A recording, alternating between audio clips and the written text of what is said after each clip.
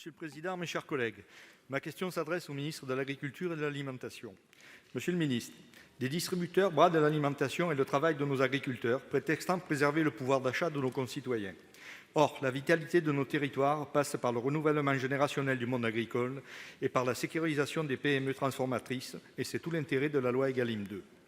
Alors que les négociations commerciales annuelles entre la grande distribution, les industriels et les filières agricoles, qui se terminent le 1er mars, sont particulièrement tendues, il est attendu deux choses. Premièrement, que les résultats de ces négociations soient scrupuleusement analysés par vos services, que nous puissions savoir si la matière première agricole en fait les frais, alors que la loi prévoit que son prix ne soit pas négociable. Quand on entend un géant de la distribution vanter la côte de porc à 1,20 € et la baguette à 29 centimes, on peut sérieusement en douter.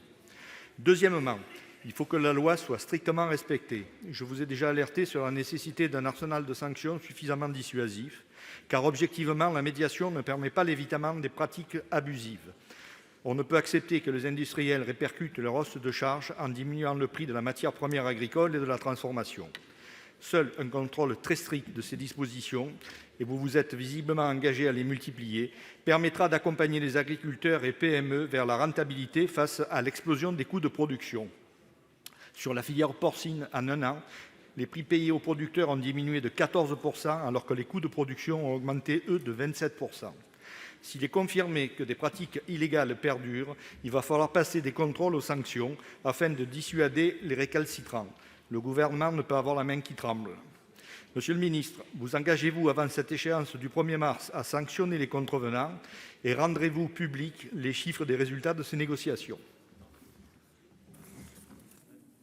Pour vous répondre, la parole est au ministre de l'Agriculture et de l'Alimentation, Monsieur Denormandie. Vous avez la parole, monsieur. Merci beaucoup, Monsieur le Président, Mesdames et Messieurs les sénateurs. Monsieur le sénateur, la réponse est oui à vos deux questions. La rémunération, c'est la mère des batailles, vous l'avez dit. C'est la mère des batailles pour nos agriculteurs, mais tout simplement parce qu'il n'est pas possible de faire d'agriculture sans agriculteurs, il n'est pas possible d'avoir d'agriculteurs sans rémunération. Donc c'est la mère des batailles. Et donc toute l'énergie que nous avons mise au sein du gouvernement, mais sur ces bancs, puisqu'une grande majorité d'entre vous avaient voté la loi Égalim 2, toute l'énergie que nous avons mise dans l'instauration de cette loi Égalim 2, qui est une loi de régulation, nous la mettrons également dans sa mise en œuvre. Ça veut dire que concrètement, nous démultiplions l'ouverture d'enquêtes. Songez que depuis le 1er janvier, c'est plus de 250 enquêtes qui ont d'ores et déjà été ouvertes sur les négociations en cours, c'est-à-dire sans même attendre la fin des négociations.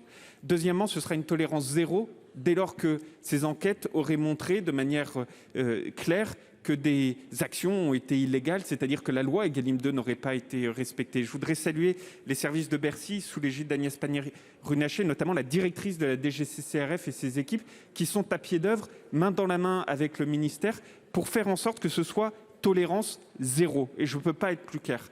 Troisièmement, oui pour publier l'ensemble de ces sanctions pour que les consommateurs, les Français, les citoyens sachent ceux qui jouent le jeu et ceux qui ne jouent pas le jeu.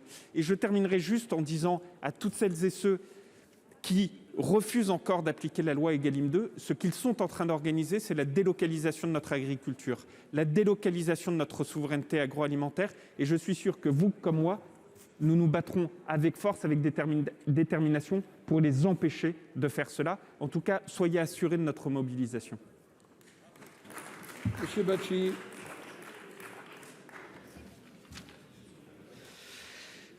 Merci, monsieur le ministre, pour vos affirmations. Mais je suis quand même inquiet. Vous avez témoigné d'un engagement pour la filière porcine par un plan de sauvegarde de 270 millions cette année, ce qui permet cette année de ne pas retrouver les agriculteurs dans la rue. Mais qu'en sera-t-il l'an prochain, lorsque nous ne serons plus en période électorale ?